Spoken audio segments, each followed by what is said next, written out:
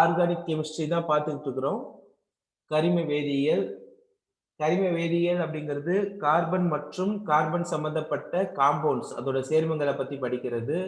கரிம வேதியியல் அப்படிங்கிற வார்த்தை உயிருள்ள பொருட்கள்ல இருந்து எடுத்தது.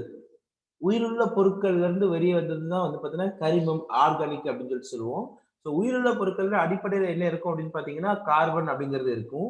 சரியா? ஸோ கார்பனை பொறுத்த வரைக்கும் வந்து பாத்தீங்கன்னா அதோட இணைதிறன் வந்து பாத்தீங்கன்னா 4 அப்படின்னு சொல்லிட்டு இருக்கும். அதாவது ஒண்ணு அது 4 எலக்ட்ரானை கொடுக்குற மாதிரியோ இல்ல அது 4 எலக்ட்ரானை வாங்குற மாதிரியே இருக்கும். பிகாஸ் அதோட electronic configuration 1s2 2s2 2p2. So அப்போ வந்து பாத்தீங்கன்னா கார்பன் ஆக்சிஜனோட சேரணும் அப்படின்னு பாத்தீங்கன்னா ஆக்சிஜனோட electronic configuration 1s2 2s2 2p4.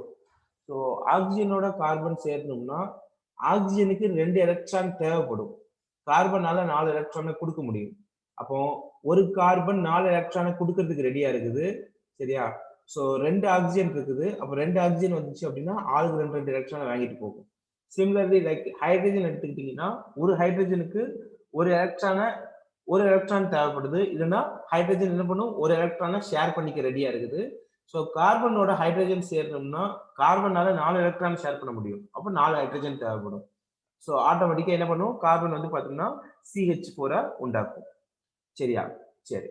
So உயிருள்ள பொருட்கள் எல்லாத்துலயுமே இருக்கக்கூடிய டிஎன்ஏவா இருக்கட்டும், அப்புறம் வந்து பார்த்தோம்னா நம்ம லிவர்ல இருக்கக்கூடிய கிளைகோஜனா இருக்கட்டும், அப்புறம் வந்து பார்த்தோம்னா நம்ம சாப்பிடுற மெடிசனா இருக்கட்டும், அப்புறம் நம்ம போடுற ட்ரெஸ்ஸா இருக்கட்டும், ஓகேயா? அழகு சாதன பொருட்கள்னு சொல்லக்கூடிய மேக்கப் சம்பந்தப்பட்ட விஷயங்களா இருக்கட்டும், இது எல்லாமே வந்து பாத்தீங்கன்னா அதே மாதிரி கொழுப்பா இருக்கட்டும், புரோட்டீன்ஸா இருக்கட்டும், சரியா? உயிருள்ள பொருட்கள் இருக்கக்கூடிய பயாலஜில நம்ம படிக்கிறோம் இல்லையா? இது எல்லா மெட்டீரியல்ஸுமே கார்பனால் ஆனதா தான் இருக்கும். சரியா? ஸோ அப்ப நம்ம ஃபர்ஸ்ட் வந்து பார்த்தோம்னா, நம்ம என்ன பண்ணணும் அப்படின்னு பார்த்தீங்கன்னா, கார்பனோட வந்து பார்த்தோம்னா,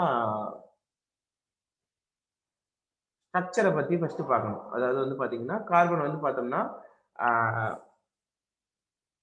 கார்பன் வந்து பார்த்தீங்கன்னா, யார் கூடலாம் சேரும் அப்படிங்கிறத பத்தி பார்க்கணும். நம்ம உதாரணத்துக்கு வந்து பார்த்தீங்கன்னா, இதுல என்ன பண்ணோம், கார்பன் வந்து பார்த்தோம்னா, ஹைட்ரஜனோட சேர்ந்துச்சுன்னா, கார்பன் மீத்தேன் அப்படிங்கிறத உண்டாக்குது.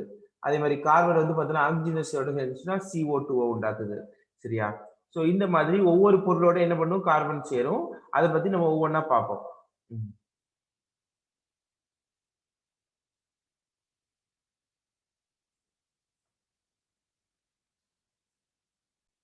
ஸோ ஜென்ரலாவே வந்து பாத்தீங்கன்னா கார்பன் வந்து பாத்தீங்கன்னா யார் கூடயுமே சேரணும் அப்படின்னா அது என்ன பாண்டை ஃபார்ம் பண்ணும் அப்படின்னு பாத்தீங்கன்னா கோவலன்ட் பாண்டை தான் உண்டாக்கி இணைக்கும். கோவலன்ட் பாண்ட் அர்த்தம் சகப்பிணைப்பு சகப்பிணைப்பு. ஸோ இந்த பிணைப்பை பயன்படுத்தி தான் வந்து பாத்தீங்கன்னா என்ன பண்ணும் அப்படின்னா கார்பன் மற்ற தனிமங்களோட சேரும். சகப்பிணைப்பு அப்படின்னா என்ன அர்த்தம்னா எலக்ட்ரானை ஷேர் பண்றது, எலக்ட்ரான் பங்கிடுதல். இப்போ உதாரணத்துக்கு சோடியம் குளோரைடு இருந்துச்சு. என்ன இருந்துச்சு? Sodium chloride. இந்த சோடியம் குளோரைடை பொறுத்த வரைக்கும் நம்ம இதை என்ன சொல்லுவோம் அப்படின்னு பாத்தீங்கன்னா அயனிக் பிணைப்புன்னு சொல்லுவோம். அயனிக் பாண்டிங் சொல்லுவோம். அயனிக் பாண்டிங்னா என்ன அர்த்தம்? சோடியம் தாங்கிட்ட இருக்கக்கூடிய ஒரு எலக்ட்ரானை குளோரினுக்கு கொடுத்துரும். அப்ப Na அப்படிங்கிறது ஒரு எலக்ட்ரானை லூஸ் பண்ணும், குளோரின் அப்படிங்கிறது ஒரு எலக்ட்ரானை கெயின் பண்ணும். சரியா?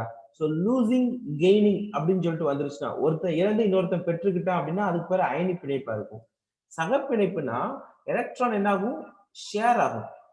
2 பேருக்குமே அந்த எலக்ட்ரான் கிடைக்கும். இப்ப கார்பன் டை ஆக்சைடு இருக்குதுன்னா கார்பன் கிட்ட இருக்கக்கூடிய 4 எலக்ட்ரான்கள் 2 ஆக்சிஜனுக்கும் சுத்தி வரும். அதே மாதிரி ஆக்சிஜன்ல இருக்கக்கூடிய 2 எலக்ட்ரான்கள் வந்து பார்த்தோம்னா என்ன பண்ணும்?